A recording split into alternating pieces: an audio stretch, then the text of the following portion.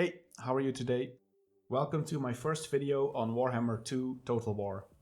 I am the John of Strategy, and today I want to talk to you about strategizing your campaign and how to make good and tactical decisions. I'll be making a series of videos where I want to discuss different playstyles and strategical options for various factions in the game. For this first video I've chosen Clan Skryre, because this faction has a multitude of options available to it right from the start, but not all of them are as successful as it first seems. I think it's best if we just jump right into the video and see what I mean. When you launch a campaign, your first move is often to occupy your home region. For Clan Skryre, however, this region is Cave and Blight and it is already occupied. The obvious thing to do would be to grab the nearest settlement instead. But let's take a step back first. A Mortal Empire single-player campaign has a specific set of goals that make up your victory conditions. Let's have a quick look at these first. So for Clan Skryre, these basically come down to this. You need to get 50% Skaven corruption in a load of Empire, Vampire, Bretonnian regions, and you need to occupy all but 4 different main cities that are spread across the whole world. You also need to wipe out some factions. Anybody who has ever attempted to finish a Skaven campaign knows that this is not something you can just rush into. In fact, this campaign goes on for a long time because some of these factions can spread out quite easily. I'm looking at you, Carl. Which means you end up chasing them down to the last man, and getting that corruption up high can be quite bothersome. Every region you take has to be converted using buildings and characters, and this just takes time. We could then pull up a nice tactical map like this and have a look at our starting position, which looks like this, and see what we need to do to achieve our goals. We can immediately see that we have to occupy almost everything between Camry in the south and all the way up to Hell Pit in the north, and we need to cross the ocean to at least the High Elves continent and take on Count Noctilus. We can make use of allies for this victory condition, so Noctilus could be a potential military ally instead, and Hell Pit contains a Skaven faction that we could confederate, but apart from that we are likely going to have to rely on conquest. We now have a nice overview of where we need to go and can then make a great plan. So first we go and take this over here and swoop back down for recruitment. We then can go this way and take all of that. I come back for more troops. And then we go up here and just take these settlements, zippity dippity doo, and we're on our merry way, right? So let's put that plan into action. I won't show you the whole thing, but I've given this perfectly laid down plan a good old college try, and this is what happened. First, I grabbed the territories to my south, as was the plan. I've recruited the only units that were really available to me and saved up enough food for a nice level 4 capital city over here. So far so good. I've upgraded Skaven Blight a little bit and started moving north as per plan, and by turn 10 we start running into some problems. We did not account for the AI's aggressiveness, nor the fact that, especially on legendary difficulty, the AI can recruit a lot faster and better units, really early on in the game.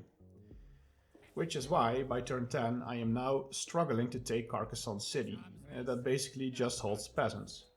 However, I'm also facing Paravan from the north, who are coming down, and a lot of armies are coming from the south to attack me as well. So my army is nowhere near strong enough to take all of these on, and I won't show you what happened next, but I managed to put down the fires for about 10 turns, and ended up stuck between Skaven Blight and Magritta with just one army, and they were just invading me left and right. That obviously was not the plan.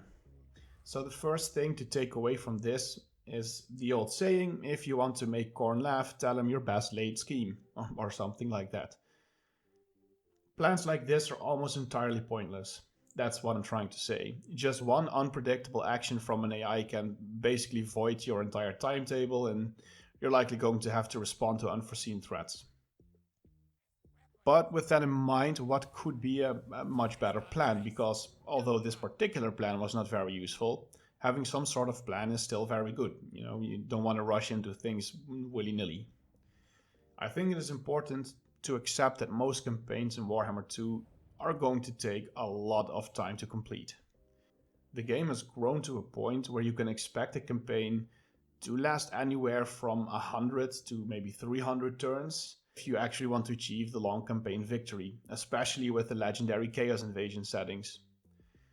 The plan should therefore be flexible and boil down to a specific set of goals and mantras that help you position yourself as a strong faction in your game and help you make good decisions as the game goes on. The actions you take should be in service of strengthening your position, and strategically speaking, having territory often makes you weaker, not stronger, which is why that first strategy failed in the first place. Even though we were taking settlements at basically the highest speed possible, it takes time and a lot of gold to build up these settlements, and therefore it takes time before they can actually become a positive influence on your strength. So settlements can basically do three things for you. They can generate income, they allow for unit recruitment, or they apply some sort of global bonus, like it increases your hero cap or it increases your research rate or something along those lines. However, these settlements are also targets that you need to defend, so there is a balance to be had. So what can we do differently? Well, the first thing you have to do when you come up with a strategy is look at the options for your faction. So you want to find out what is an army that can defeat almost any enemy it might face.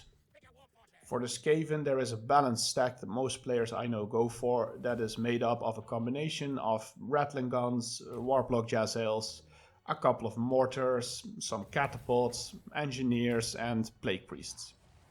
Ikit is also a very powerful lord, so getting experience on him would make the army a lot stronger too. So instead of rapidly expanding, getting this army in shape or a part of this army would be our first goal. For Clan Skryre, that means abandoning Skaven Blight at turn 2 or 3 after gathering enough food to immediately settle it at level 4. Then sacking the cities next to you until you have a decent amount of experience and gold and recruiting half of your great stack. You could also not apply this cheese and just settle Magritta and then build up your army from there. At this point, you could go and occupy the region next to you, or you could just sack it and wait for your final stack to be completed. I've done the first thing and I settled Skaven Blight and occupied the cities next to me. And after a total of 20 turns, I've taken and held on to the same amount of territory that I did in my previous attempt. But I now have a far better stack and the availability to go back to Skaven Blight and finish off the perfect army within a turn or two. So let's recap in hard numbers what this means for this campaign. It took about 1.5 hours to get to 20 turns for the first attempt, largely because I ended up fighting a bunch of unfavorable battles manually during turn 10 and 20 because I had to respond to incoming threats. I did not get a chance to recruit a good army and Skaven Blight was underdeveloped. Also, every faction around me was at war with me at the same time and they were really dictating where the fighting was going on and what targets were being fought over, which were my cities. The second attempt took 51 minutes to get to turn 20. I fought a few battles manually, but I could outresolve most of them. I had more warp fuel available, both Magritta and Skaven Blight were tier 4 and completely built up, and I had no enemy but the one I chose to attack, which was Carcassonne. I also had the ability to start sending out scouts to meet up with Clan Morse and Clan Molder, which I discovered. And I was only a few turns away from discovering Clan Molder and Clan Ashen, meaning I could start bothering them up for treaties and possibly get some confederations out of them. So the second strategy took about half as long, and I was in a position of strength. I was going to dictate the fights from here on forth. Enemies were also not very likely to attack me because my strength rating was really high and there were very few undefended targets for them to go after. What I want to leave you with is this one tip. When you make a plan, count on being in it for the long run and don't just go chasing the high of occupying more stuff. Every plan you make should be geared mainly towards improving your army's relative strength, as your army is the thing that largely controls if and how you can expand and eventually also hold a territory. And then there is the meme of making large-scale plans for where to go next. Planning out your campaign more than a few turns is really rarely useful because the AI just cannot be predicted. That was it for this video. I really hope you've enjoyed watching it. I want to make a bit of a series out of this where I discuss some options for each faction's main strategy mantra and show what happens when you make certain choices.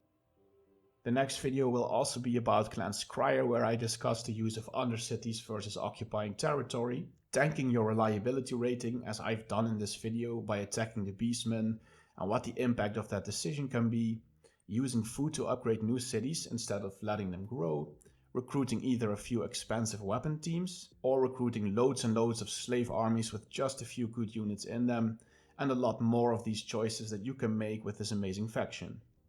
Finally, I hope that you have a bit of patience with me as I am new to the scene and I just want to make some fun videos for others to enjoy.